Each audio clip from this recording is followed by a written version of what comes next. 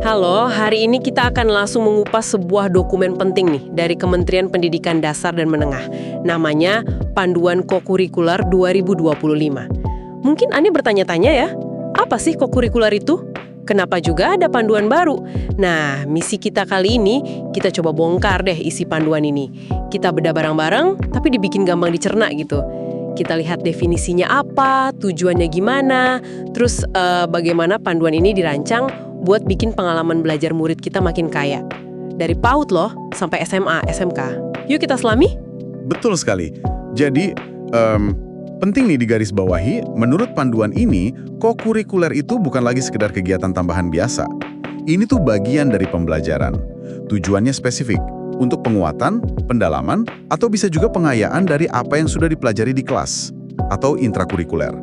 Fokus utamanya jelas banget, pengembangan kompetensi murid secara utuh, nah terutama penguatan karakter. Penguatan karakter ya? Iya, jadi esensinya, kokurikuler ini semacam jembatan gitu. Menghubungkan konsep di kelas dengan penerapan di kehidupan nyata. Tujuannya juga jelas, mendukung tercapainya 8 dimensi profil lulusan yang diharapkan.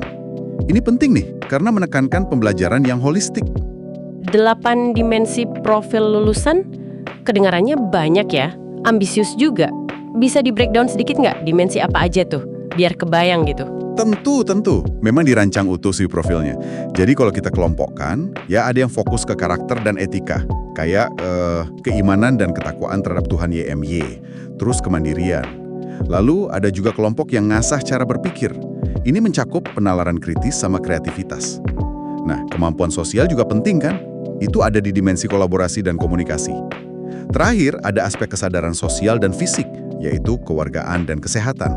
Jadi lengkap banget kan kompetensi yang mau dibentuk? Oke, jadi kebayang ya ada kelompok-kelompoknya. Nah, kalau tujuannya membentuk dimensi itu semua, bentuk kegiatannya gimana dong? Apa ada format baku yang kaku gitu? Nah, justru itu menariknya. Sangat fleksibel dan kontekstual. Panduannya ngasih keleluasaan, tapi ada 3 cara utama lah yang dianjurkan. Pertama, pembelajaran kolaboratif lintas disiplin ilmu. Maksudnya, beberapa mata pelajaran digabungin dalam satu tema. Tema yang relevan ya sama kehidupan murid. Contohnya nih, tema lingkunganku sehat, aku kuat. Itu bisa melibatkan IPAS, matematika, bahasa Indonesia, seni budaya. Nanti murid bisa riset kecil soal lingkungan, terus bikin kampanye bareng. Seru kan? Wah, iya juga ya. Itu yang pertama. Terus? Ke AIH. Ini fokusnya ke pembentukan karakter lewat pembiasaan positif. Ada 7. Bangun pagi, beribadah, olahraga, makan sehat, gemar belajar, bermasyarakat, sama tidur cepat. Dan ini dirancang sistematis, bukan cuma slogan. 7 KAEH. Menarik. Yang ketiga apa? Ketiga, disebutnya cara lainnya. Ini lebih bebas lagi. Ruang buat kegiatan khas sekolah, sesuai konteks lokal atau nilai-nilai khusus lembaganya. Misal, sekolah di Jogja dekat sentra batik, bisa aja bikin kelas membatik. Atau sekolah berbasis agama, ya kegiatan keagamaannya yang khas. Gitu. Oke, jadi adaptif banget ya sama kondisi masing-masing. Tapi gimana panduan ini ngejaga kualitasnya? Biar arahnya tetap sama gitu, walau caranya beda-beda. Ada kerangkanya nggak sih? Pertanyaan bagus itu. Iya, ada dong. Panduan ini menetapkan kerangka pembelajaran yang kokoh. Ada 4 komponen penting. Pertama, praktik pedagogis. Maksudnya cara ngajarnya. Harus aktif, berpusat ke murid. Kayak belajar berbasis proyek atau penyelidikan gitu. Kedua, lingkungan pembelajaran. Nggak cuma di kelas. Bisa pakai lingkungan sekitar, alam, bahkan platform digital. Harus dimanfaatkan semua. Oke, pedagogi dan lingkungan. Lanjut. Ketiga, ini penting banget, kemitraan pembelajaran. Pakai konsep catur pusat pendidikan. Jadi kolaborasi antara sekolah, keluarga, masyarakat.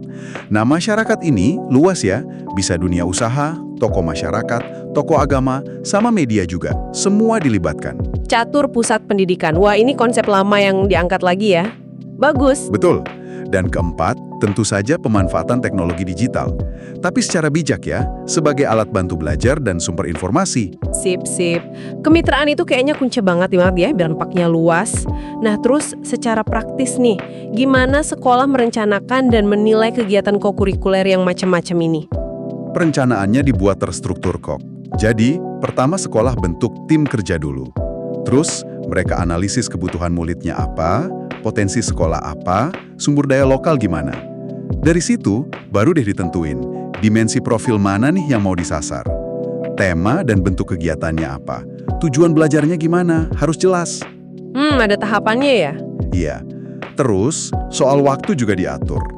Panduan ini ngasih contoh tabel alokasi jam per tahun per jenjang. Jadi ada panduannya. Setelah itu semua jelas, baru deh dirancang aktivitas detailnya, termasuk asesmennya. Ada asesmen formatif, itu pas proses berjalan, buat kasih feedback. Ada juga asesmen sumatif di akhir kegiatan, buat lihat capaian tujuannya. Lalu hasil asesmennya itu gimana? Masuk rapor? Masuk rapor. Tapi ada kolom deskriptif sendiri buat kokurikuler.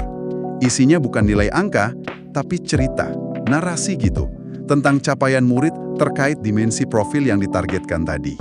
Oke, jadi jelas banget ya sekarang. Kokurikuler di panduan baru ini benar-benar bukan cuma isi waktu luang. Ini dirancang jadi jembatan penting antara teori di kelas sama praktek nyata. Tujuannya membekali murid dengan kompetensi dan karakter utuh. Lewat pengalaman belajar yang kata kuncinya nih, bermakna, berkesadaran, dan menggembirakan. Jadi ya, bagian integral dari pendidikan itu sendiri.